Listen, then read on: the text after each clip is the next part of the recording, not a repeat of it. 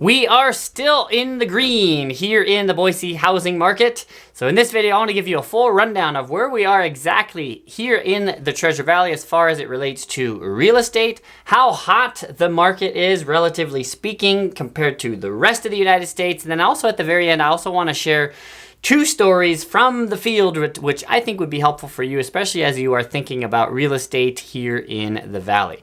So let me jump into the numbers first. We'll start with the median. So just this past month, September of 2025, the median here in Ada County was $555,000, which is basically where it was the month before. But year over year, we're up about 5%. So 534,900 is where it was last September. Month supply of inventory is up slightly from where it has been the past couple months, 2.97 months currently on market. A year ago, that number was 2.69. So remember, the month supply of inventory is the amount of time that it takes for all of the inventory that is currently on the market to sell. The days on market is up slightly from where we were a year ago. It's actually the same, more or less. Last year, we were at 43 days on market on average.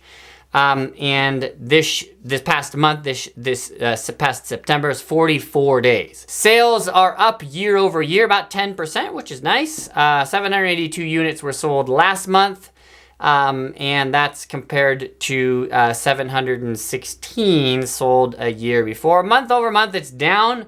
But again, that's because August is always going to be busier than September, kind of slows down in the fall. We'll get a little bump in October. That's usually the case. October, you get a little bit of a bump, and then November, December, January, those tend to be the slower months. Let's break those numbers down just a little bit more. The median for homes that are resales or existing homes, 549,000 last month, which is about a 2.6% increase year over year. That's the sweet spot. You want to be at about 3 to 4% growth year over year. Because remember, if you zoom out for a minute and you consistently get 4% growth or 3% growth year over year, in 10 years, you're up 30 to 40%. Does your salary go up 30 to 40% in a 10-year period of time? Probably not. So you really want the growth in real estate to be reasonable, not unreasonable like we've seen during the pandemic. Days on market for an existing home is 36 days, so it's quicker to sell an existing home than a new home. If you jump over to that other column, you see that it takes about 59 days on average to sell a new home, and the median there in the new construction column is about 560,000 here in Ada County. Switching over now to Canyon County. Prices are always lower over there. The median last month in Nampa Caldwell was $422,000, which is down slightly year over year. It's about a 0.5% lower than it was last year at this time. So not quite in the green in Canyon County. I would call that again about the same, right? We're pretty much stabilized in Canyon County. Sales are almost exactly the same as well. I think there was like a difference of 2 homes that were sold last September.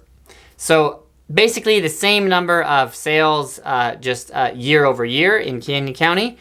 And the days on market is at about 57 days in Nampa Caldwell, up slightly from where it was a year ago. So what does all of this mean? How hot is the Boise housing market, and are people still interested in moving here? Well, I found this interesting stat here from Realtor.com. 62% of all listings on Realtor.com here in Ada County were viewed by people living in other states, whereas 24% of the listings were viewed by other Ada County residents and 12% were viewed by people living elsewhere in Idaho, so not in Ada County. And I thought that was interesting. So that's about 2/3, 1/3. About 2/3 of the people interested in Ada County are from outside of the state. About 1/3 are here in the state. And the top states that are viewing listings here in our county, Boise area, are California, Utah, Washington, Illinois, and Colorado. So 2 interesting things on this list. California, Washington, no surprise there, but I thought it was a surprise that Oregon is not on that list, actually. The other interesting thing is Illinois. Well, let's break that down even further. which cities, people from which cities are interested in Ada County. Number 1 city is Phoenix. We got all those retirees down there in the Sun State of Arizona. So 16% of all viewed listings on Realtor.com here in Ada County were from Phoenix. 10% from LA. Not surprising there. Meet a lot of people from LA, Orange County, that whole area down there. And 6.5% were from Salt Lake City, down there in Utah. Now, the top city in Idaho that people are moving from to Ada County, to Boise, is Idaho Falls. So about 2.5% of all active listings here in Ada County were viewed from people living in Idaho Falls. Hey, if you've been enjoying this video so far, please hit that like button so that this video can go out to more people like you. Thank you. So how hot is the Boise housing market? Drum roll. No, we are not the hottest market in the country. We're not in the top 10 anymore, as we were a few years ago. I'll give you the number here in just a second. Number 1 on the list, though, the list of 300. So the 300 largest metros in the United States. Number 1, the hottest market right now is Springfield, Massachusetts. They have a whole system of how they categorize that, but they received a score of 99.5%. 100 is the top score that you can reach, so it's very hot. You know, you touch them and it burns your finger. Idaho ranks right smack in the middle, 144th. And that's where we like to be, honestly. I don't want to be in the top 10 because that just shoots house prices through the roof here in the county. And we don't want that. I want my children to be able to buy homes. I want buyers to be able to buy homes. We want it nice. We want nice, slow growth. We don't want anything crazy. So I like being right in the middle, actually. Last on the list, Puma Thibodaux, Louisiana. No idea where that is, but it's in Louisiana. They received a score of 1.34. So you better bring your gloves there. I guess the market is very cold down there in Louisiana. Now, how does all of this fit into where we are nationally? Let me share a couple stats with you here. So the mortgage rates are trending downward. So just this past week, according to Mortgage News Daily, the average 30-year fixed mortgage was 6.32%. No change really month over month. It was about that a month ago. But if you zoom back and you look at where the mortgage rate was the month prior to that. So where are we at? September 10th, it was at 6.29%. So October 10th, it was 6.32%. September 10th, 6.29%. It's about basically the same, but a month before that, end of the summer, 6.58%. July 10th, 6.79%. June 10th, 6.93%. So from 6.9 down to 6.3, that's trending downward. And I think we're gonna slowly see it continue to ease its way downward. Active listings across the United States are up 17% year over year, so we're seeing more listings. Inventory still is lower than where it was across the US prior to the pandemic though. National median right now is sitting at $425,000. So here in Boise, we're about $125,000 more than the national median. And 20% of all listings saw reductions in price just this past month.